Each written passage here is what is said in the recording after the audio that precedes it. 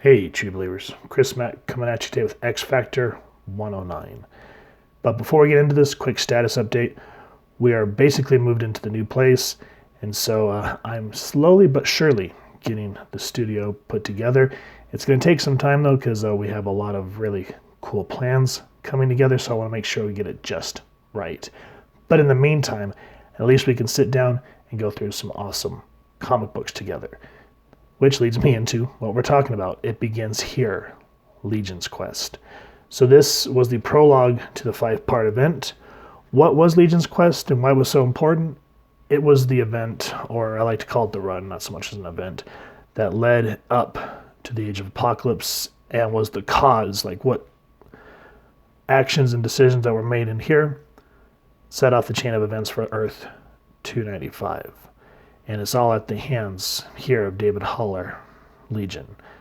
Now, the print date on this book was December 1994, and this issue revolves primarily around Mystique and Legion.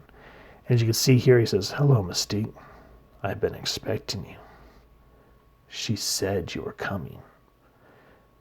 And it just kind of gives you a little bit of a chill.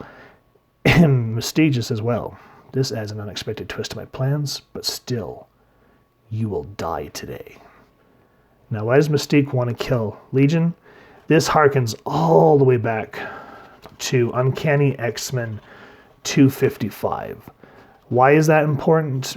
And that was during the Mere Ireland crisis, I believe is what it was called. And spoiler alert, if you have not read it, David here kills Destiny. And it sets Raven here on a very horrific revenge to go after this person because, you know, her and Destiny basically raised Rogue, so they were like a family. But Mystique doesn't really know the extent of Legion. If you guys don't really know, you know, Legion, meaning we are many, he is the son of Charles Xavier. He has multiple personality disorder, and each personality that's fractured within him utilizes a mutant ability, which makes him just about as dangerous as Proteus, which was Moira McTaggart's son. And you can see here that David, without even flinching, is just this reaction to defend himself and just about kills Mystique.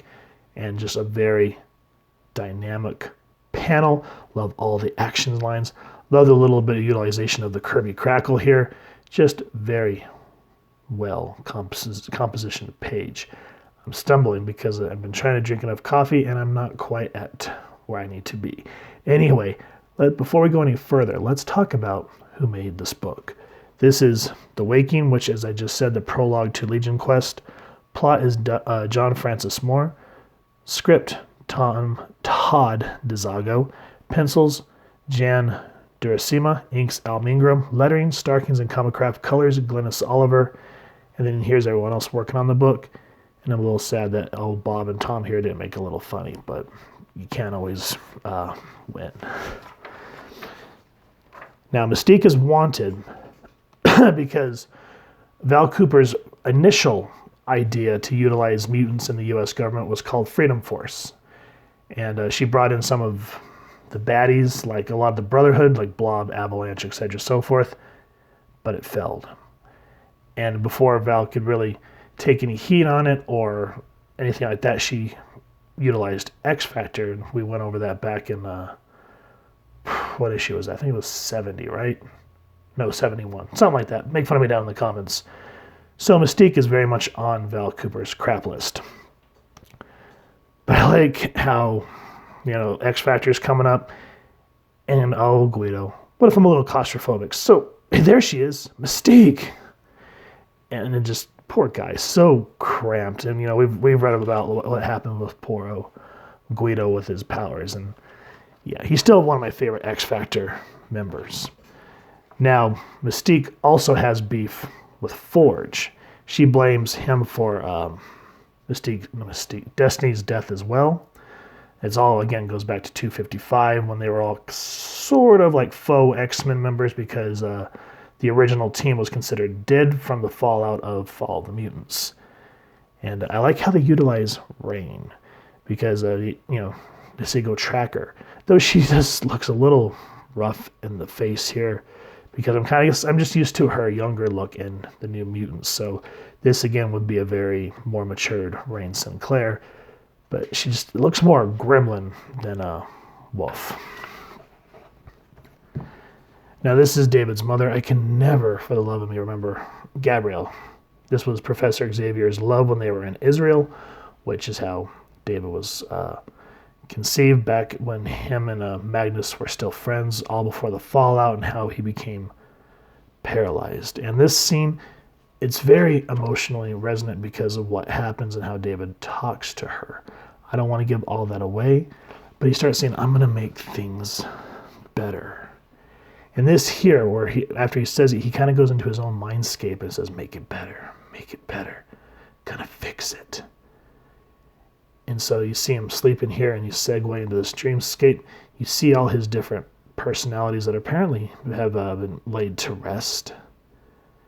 And then, you kind of see one of these angels, and all of a sudden it segues into destiny. And that's awesome how to utilize that. So this sort of reminds me of when David was first introduced in New Mutants, and Bill Sienkiewicz was doing the artwork. It was very psychedelic. If you haven't read any of that run, it's pivotal that you do if you're an X-Men fan. But again, even though this artwork's a little more crisp and clean, it just sort of reminds me of that sense because, again, poor David, he's just, he is a hot mess, as we would say. Or there's a meme I saw on social media where it was a dinosaur looking out a rainy window, and it says something to the extent of, sometimes I feel like I Tyrannosaurus wreck. Get it? Da-da-ch. So, poor David. And I like how the writer's able to balance this, where, we got the main arc with the team running after Mystique. We have David kind of going in and seeing how he wants to fix things, but what does he want to fix? And, well, now, years later, we know why, but think of this back in the day. No one knew why.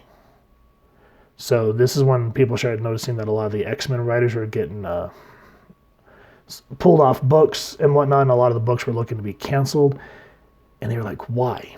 And we've talked about this, and it's an awesome way that they gave all the X-Men writers and artists a chance to get that awesome event up and running. But at least in the meantime, we got a nice action story, because Mystique looks to Avalanche, who is also a former Freedom Force member, but Val had them tracked, and you can just see the extent of Avalanche's powers, how he's able to move the tectonic plates to cause a tidal wave. The only part of this book here is where it gets a little boring for me, is Guido starts going off way too much on pop culture. He's like, hey, I feel like I'm on Baywatch. Hey, this reminds me of Free Willy. And this was kind of the reason I dipped out of the modern Suicide Squad books, because Captain Boomerang started doing the same thing where it was just pop culture reference after pop culture reference. And if you do it too much, it kind of kills it and dates the book. So we go from Free Willy to, hey, look, I'm on Baywatch, because they have to say Val. But thankfully, they do it just enough to where after you're like, okay, enough, we move on. And with that, look at this. To stop the the tidal wave, Alex has to utilize his cosmic power, and you just see what can come from one man. And it just, that is a great way to show Alex Summers' abilities. Now, I don't want to give too much more of the book away. There's a moment between Forge and Mystique, because she blames him for Destiny's death. But then we're brought into David's mindscape with Mystique. And it's very vague and cryptic, and it makes for some great reading at this point. I don't want to give any more away, but there is one moment where David looks at her and she said, oh yeah, she, meaning Destiny, also said to beware of times not shared, hearts not loved, and destinies not written. That's all. So with that, guys, X Factor 109. Is it like a, pivotal X-Men book? To the degree of it leads into Legion's Quest, yes. Does it have some flaws? Yes, as I just said, too many pop culture references from poor old Guido. Because, just a couple of issues earlier when he's duking it out with the Juggernaut, that was an excellent issue because it really touched on his backstory in a way, just like when he was being analyzed by Doc Samson. So I don't know why they thought it'd be funny to start doing that. It kind of killed it for me in that sense. But when we focus back on Legion himself, the book gets really interesting. Like when a writer can use this character and utilize him well, it always makes for a great read. And in that sense, I highly recommend X Factor 109. So if you have enjoyed this book, please first and foremost support your local comic shop and grab a copy. If you've enjoyed this review, we really would appreciate if you take a moment to hit like, share, and subscribe. Helps the club channel more than you could possibly know. And if you won't mind hitting that fancy little X bell next to subscribe, that way as we continue to upload content, you guys will get notified. Come to the channel, and we love hearing your feedback and talking with y'all down in the comments below. And speaking of the Age of Apocalypse, we do have a playlist, so I'll make sure to throw that somewhere where you guys can click on it. We're not done yet because of the move, but we are almost there, and it has been fun. And with all that said, hope you all continue to have an absolutely amazing day reading, and happy hunting, true believers.